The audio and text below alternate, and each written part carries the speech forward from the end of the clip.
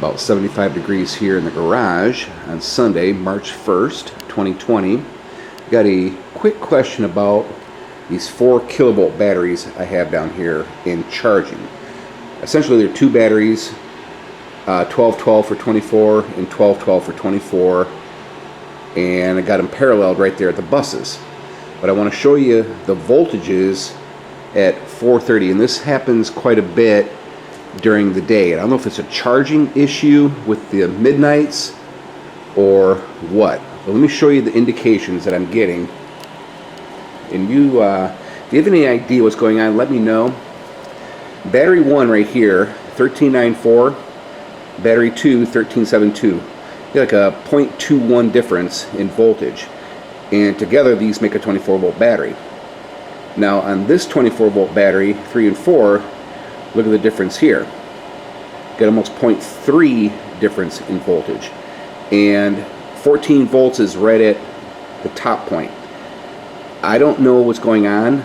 I don't think there's a problem, because when they discharge, they're all the same. I mean, we're talking like 0.01 difference in voltage when they're discharging, and then when they're charging up, they're about the same.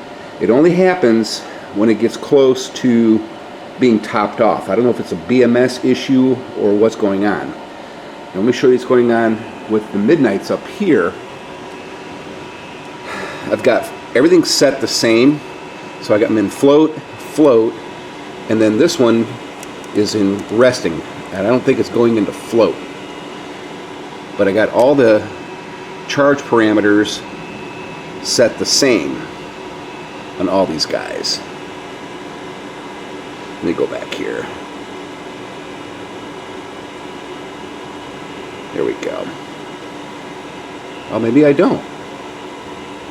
Oh, look at there. I think I found my problem right here. Well, I don't know. It could be, but I don't know.